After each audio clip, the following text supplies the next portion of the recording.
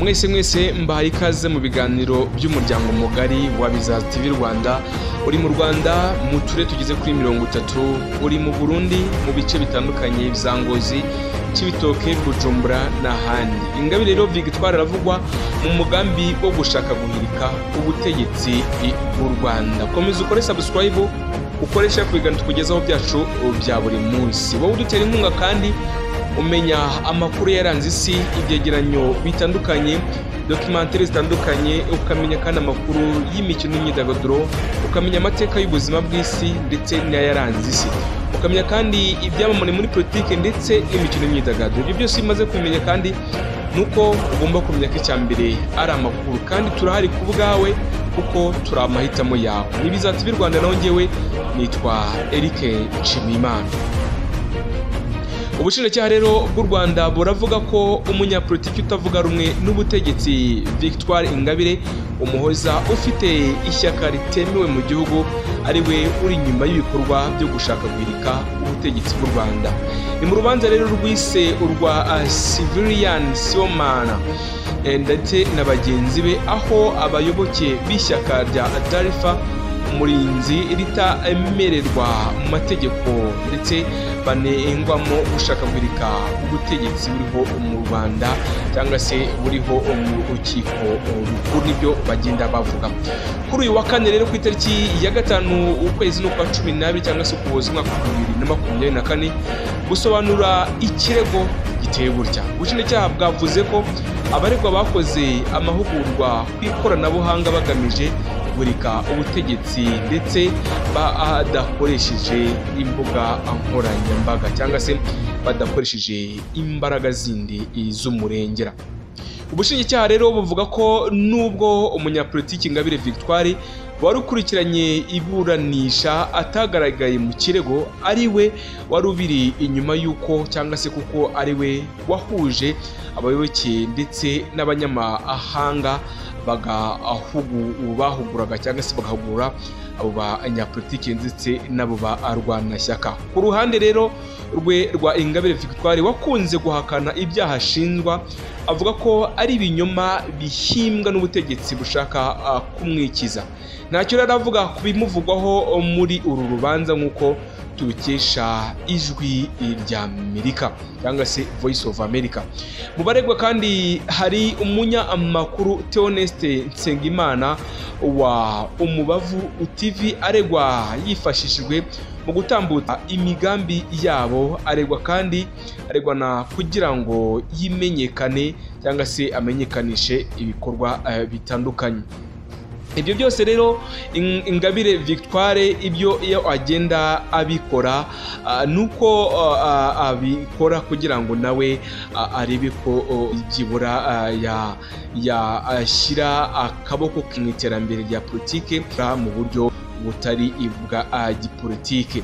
Ibyo rero kandi uko agenda abikora hirya no hino nuko agenda azamura amacakubiri atandukanye haba mu Banyarwanda, yaba mu gukoresha imbuga nkoranyambaga, haba kandi mu gukoresha amagambo asa n'akaye. Ibyo byose kandi abikora agamije kugaragaza uburyo ki Abanyarwanda bayobewe nabi kandi nyamaza ntabwo ari byo.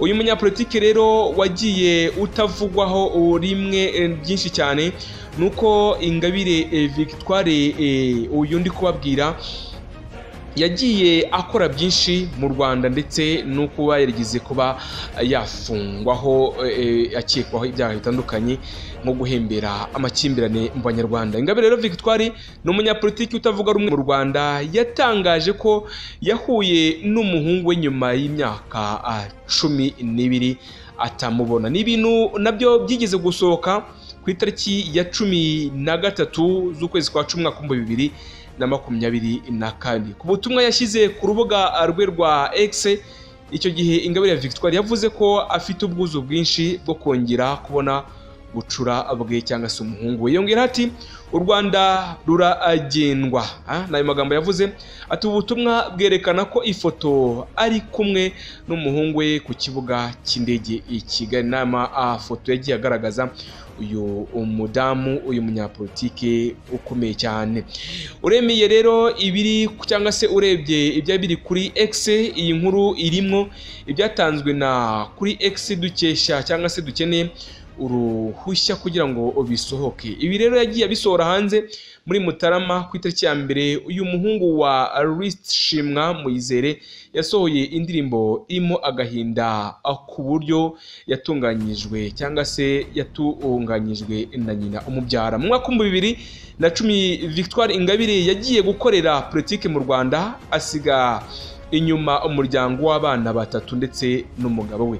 Nyuma yo kugera mu Rwanda yaje gukatirwa gufungwa imyaka igera kuri 15 ku byaha birimo gushaka guhungabanya umutekano w'igihugu ndetse no gupfobya jenoside yakorewe abatutsi mu mwaka wa 1994. Ubwo iyo jenoside yabaye mu mwaka wa 1994 kandi yasize itwaye abarenga miliyoni abatutsi bazize uko bavutse.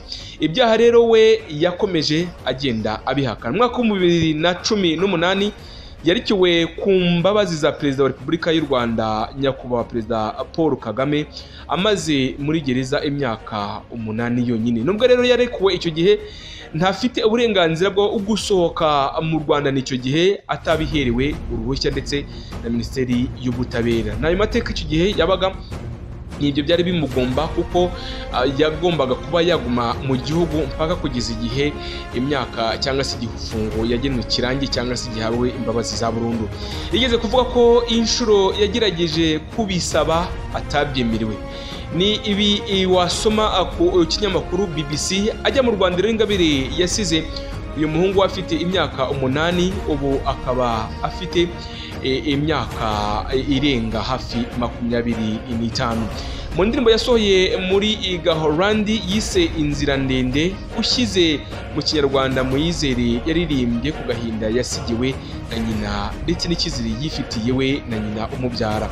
Mu mwaka wa 2020 rero Victoire Ingabire yasuwe cyangwa se yasuwe mu Rwanda ndetse n'umukobwa we hamwe n'umwuzukuru we. Ibi byose kandi n'amateka yagiye aranga uyu munyapolitike, ariko mu minsi mike ndaje mbahe documentaire y'uyu mudamu mbabwire ibye uko kugenda buri munsi ashaka kugongana na politike y'u Rwanda. Ese abiterwa n'iki? Ese ko n'ubu ngubu akomeza kugenda avugwa haba ku mbuga nkoranyambaga yaba X, YouTube, buri munsi iyo habaye ikintu, yaba ikibaye mu burezi, yaba ikibaye mu buhinzi n'ubworozi, uyu mudamu buri gihe akomenta avuga ngo ibyo muri gukora sibyo.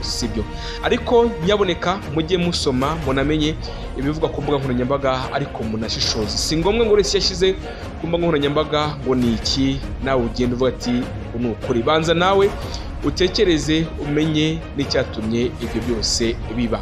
Nitwa Eric Nshimiyimana, nari ndi Nteguza, nawe utaha.